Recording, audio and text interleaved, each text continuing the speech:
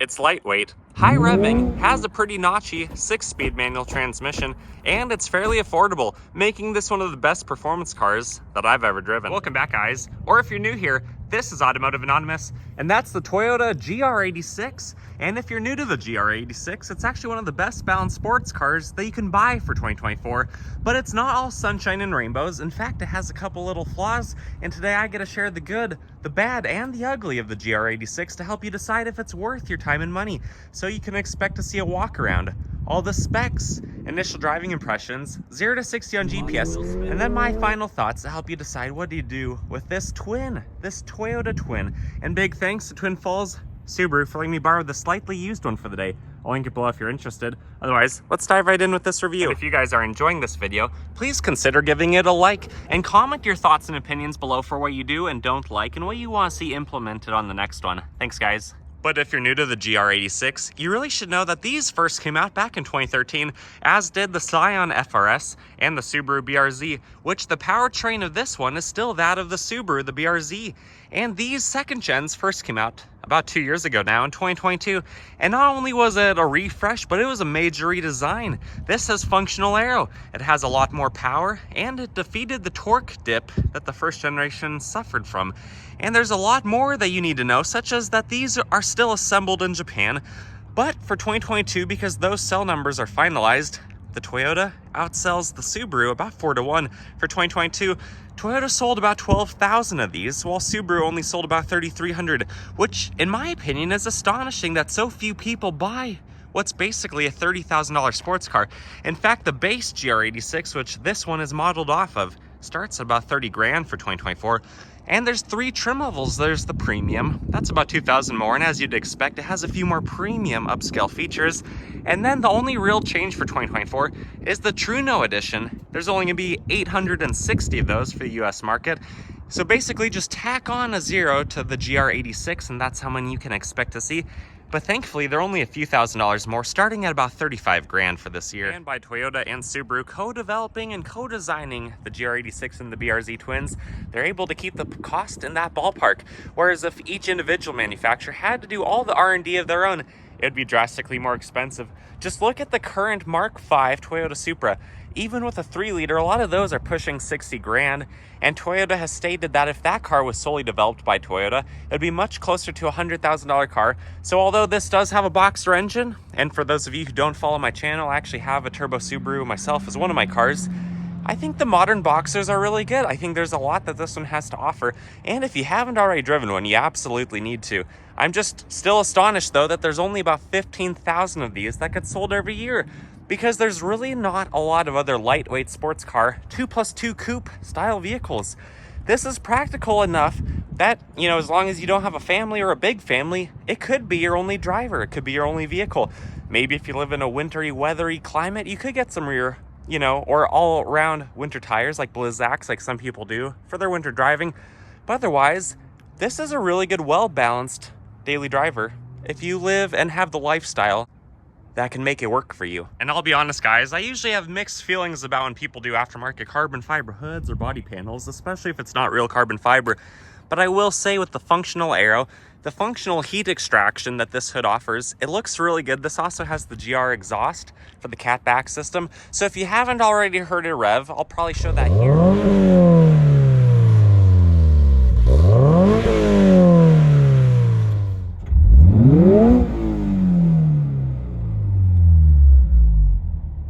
But otherwise, in person, it sounds really good. And driving up to my 70 miles per hour or so for testing, it doesn't sound drony at all. And so even though that this one is the Toyota, you're gonna see a lot of Subaru characteristics and parts throughout, including these really bright LED headlights, which are standard across the board on all Subarus. And in fact, this, for being a sports car, is even a top safety pick, which is pretty impressive, as not many sports cars, especially under 3,000 pounds, get that rating. And for those of you wondering, this is about 14.3 feet long, about 5 3/4 foot wide, roughly 5.3 feet tall, and it actually has 5.1 inches of ground clearance, which is about the minimum that I'd want in a sports car like this. And then the final drive ratio is actually fairly aggressive, favoring putting the power down rather than maximum, stellar MPG, but it has a 391 final drive ratio. This weighs about 28 to 28.5 pounds, depending on which transmission you have, if it's the 6-speed manual, such as this, or if it is the automatic, which you can option. And then the payload capacity on this specific one is 700 pounds. So you can hold 700 pounds worth of your favorite people or your favorite stuff in your GR86. And then this one can do a full circle in 35 feet, which is decent. That's keeping the rear from sliding around. For reference, my 23 Miata Club can do a full circle in 30 feet, and something like a Subaru Forester or most crossovers take about 37 to 38. And the last few things to mention here is when you use that rebadged Subaru key to lock your 86, the gas door on the passenger side locks as well. So the bums aren't going to be siphoning any of your 13.2 gallons of gas, but it does require premium and lead fuel only. Otherwise, in the manual configuration, it gets about 20 city, 27 highway, and up to 30 highway if it's the automatic. This has a Michelin Primacy tire. It's kind of small though, as matches the theme of this smaller car. It's only a 215, 45, 17. If you get a premium or higher trim level for this or the BRZ, it gains an inch and goes up to an 18-inch wheel. Otherwise, leave that Subaru key in your pocket, because in Subaru fashion, you have proximity key features to lock and unlock the vehicle, which is pretty cool. But the driver's side door panel, it's pretty big for the size of the vehicle, as is a lot of coupes. It has a speaker, it has some Subaru controls, the basic lock and handle, and then the big handle to grab and sling the door closed. I honestly always accidentally want to grab the bottle holder just because it feels like a more natural placement for me when I'm sitting in the driver's seat. But anyways, nothing on the door sill other than plastic on this one. All-weather floor mats, rubberized pedals, the clutch pedal, the dead pedal, the hood release, the hatch pop, and the lighting, as well as the lighting stock and the trip reset. Again, a Subaru feature right there. Otherwise, the cloth seats are pretty good. They hold you in place pretty aggressively. They're actually really stiff and very comfortable. No power moonroof or anything up top. And then it's fairly easy to get into the back, but when you're sitting back here, it's tight. And your armrest is basically the drive shaft tunnel, which is kind of funny. But the nice thing is you can drop those seats. You can put a set of performance tires down there and have a good time. But sitting inside here is actually pretty nice, pretty comfy and cozy, but there's a lot of black and dark materials. This is what I mean when I say I often want to grab the cup holder rather than have to extend my arm back to reach the actual handle. But otherwise, everything's pretty nice and easy to get to. You have some Camaro style gauges, more vents, more speakers throughout, hazards up there. The GR leather wrapped wheel is actually pretty cool, and the horn just sounds like a carryover from other models. It's high pitched, it's fairly loud, and it gets the job done. And then you have your volume controls and your phone and source settings right there, your voice and other controls for the center display here. Push the clutch in, fire it up, GR spins. You'll notice that it's a boxer design, which is really cool. And when you want to go into track mode, it changes, which is pretty cool. You'll notice that the low RPMs stay very close together so that you can pay more attention. When it gets time to shift up top, it also shows what gear you're in if I was moving it in gear, which is pretty cool. But otherwise, it's just the basic kind of a Toyota style display. Should have Android Auto and Apple CarPlay if you hook your phone up. Otherwise, all of your manual controls over here to control. This is all basically just HVAC. And then the shifter is really nice to go into reverse. You have to pull it up to go over. It's notchy, trajectory lines do move, and the screen takes up the full width, the full duration of it, which is pretty cool. Otherwise, you have the e-brake on your side, which is where it belongs, and then you have basic traction off or traction off with track mode, which is really a nice feature. And then just a little bit of storage right here, kind of pushed back just because of there's not a lot of size to work with this. And then up here, there's no garage door settings, no compass, nothing like that. It does have just halogen lights. Nothing on, no lighting on the side, but does it slide? Nope, it doesn't. So there are a few sacrifices when you're only spending 30 grand on a performance car, and I think they're absolutely worth it. So let's hop out and I'll show you the hatch next. And here's a view that not many people are gonna see because this is not one of the fastest cars on the road, but in my opinion, it's one of the best looking rear ends on the road. Anyways, there's a few ways to open up the trunk. You can either push the button that's on the dashboard, push the button underneath the camera above the Toyota emblem. You can climb through the back seats, or you could just do the laziest of all and use the remote, which is what I'm gonna do, but it's not a power lift. Anyways, back here you have a little bit over 6 cubic feet of room, and under here you just have a fix-a-flat kit with a little bit extra storage and your eye bolt hole for towing and your lug nut wrench. But I do have the seats dropped, which the only inconvenient thing is that you have to push a button on each side to drop the seat, kind of like old Camaros and old Trans Ams. But it does lay perfectly flat, not large enough to car camp down here, I'm afraid, but large enough to fit some performance tires or to haul a bunch of stuff in your performance car. Anyways, let's drop the hatch and move on to the passenger side. When you open the door, the windows do drop just a little bit, which is a nice feature on coupes.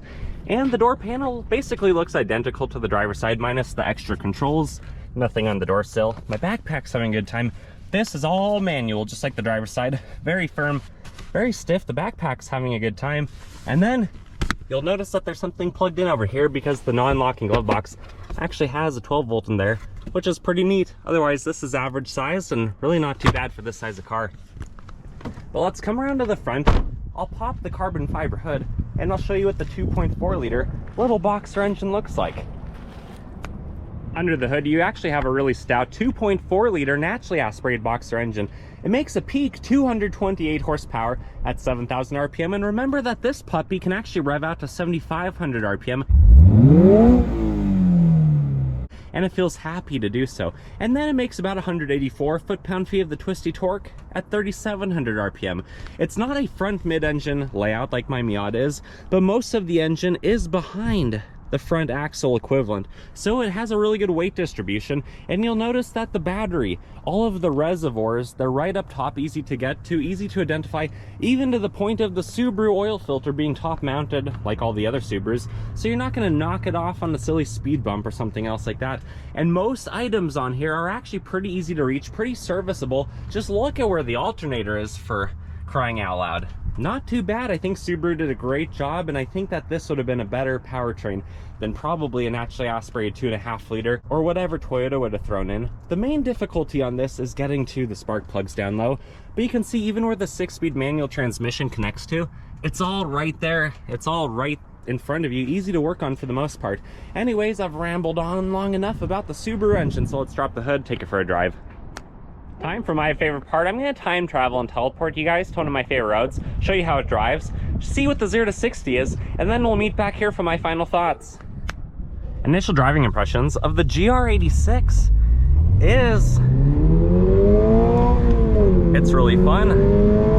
Currently I have it in track mode, but when you're not revving out gears, it's composed, it's quiet, and 6-speed, 6 gear right now. It's just hanging out, having a good time. Probably getting pretty close to 30 miles per gallon. But when you're sitting in the cockpit of the GR86, it's designed really well. It definitely feels like a mixture of Toyota and Subaru. Subaru on the controls over here, Toyota on the screen over here. My backpack's having a good time though, and these seats are actually pretty comfortable. They hold you in pretty well. The bolstering's not bad. Maybe a Recaro would hold you in a little bit better, but this is supposed to be a daily driver for a lot of people who need potentially the back seat over there, potentially the 6.5 cubic feet of room. So if you're just needing this as your all-around commuter, it balances things out really well. You know, this one costs about 30 grand, and you can tell through some of the materials where Subaru and Toyota had to, you know, save a few bucks to pass the savings on to you.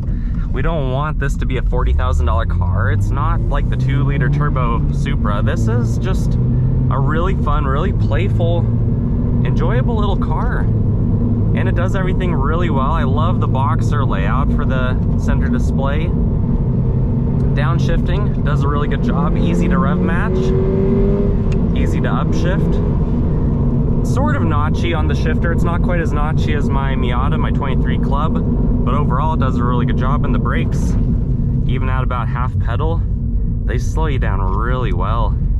And the shifter is notchy enough that it feels more alive, more connected to the transmission than a lot of other modern cars these days. So I really think that's a nice touch from this collaboration. But the 2.4 liter, as long as it's not one of the ones that had the liquid gasket issue, which Toyota and Subaru have made right for their owners, I think it's a great engine. I think it's gonna be reliable, being naturally aspirated. We did just have that pretty big bump. The suspension is fairly stiff, fairly firm, and it lets you feel the road, especially with all the electronic aids and annies that modern cars have. I do think my Miata has a little bit more road feel than this. That could also come from the 500-pound weight differential between the two. But overall, this is a really fun car. The bass speakers are what you expect. It's not why you're buying this car.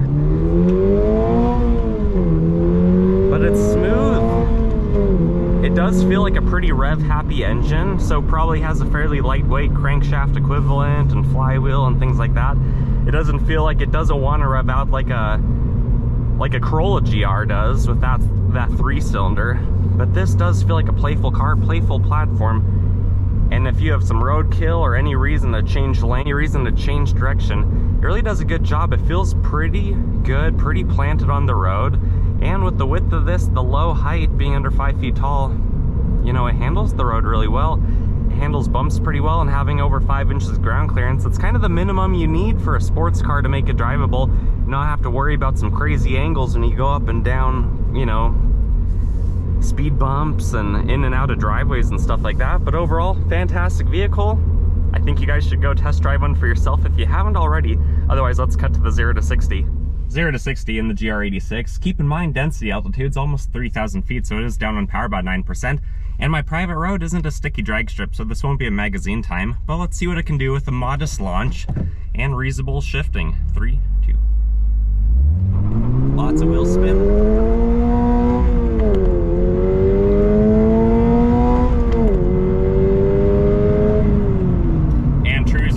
On that average launch, 7.06. My final thoughts of the 2024 GR86 is this is absolutely one of the best sports cars you could buy.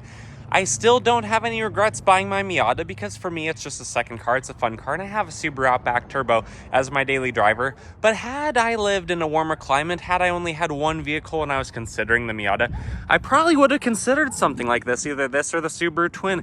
These are fantastic, phenomenal 30 mpg, 30 miles of fun worth the smiles within every gallon of gas. I think that pays for itself. Bright LED headlights, functional aerodynamics, and even though our sissy launch on a private road is still a 7-second true time or 6.6 without rollout, you know, if you're at sea level, if you're on a sticky track and you can really give it a good launch, you could probably shave off 1 second, maybe 1.5 if you're lucky. But this is fun in its form. Being able to drive it around town, driving it through the country, driving it even when there's a little bit of snow on the ground. This is a really cool vehicle, and there's a lot of aftermarket potential if you do want to modify it. If you want to do the GR exhaust, the catback. If you want to do a boost kit, there's that too. Or if you simply want to do what the previous owner did, which is a carbon fiber functional hood. It's lighter weight than the factory, and it actually looks really good on this platform. Overall though, I highly recommend you at least test drive one. I think if you're going to spend 30 grand on a performance car, whether that's a used Mustang, Camaro, a very used Porsche, or a brand new one of these, I think this is a strong competitor against basically anything that you might be considering. But if you found any help from my video, if you liked it, you like the style, or you like the vehicle in general, please consider liking my video. That small act of kindness really goes a long way, and it shows me that you want to see more stuff like this. Comment your thoughts and opinions, of course, because your opinions are just as valid as mine.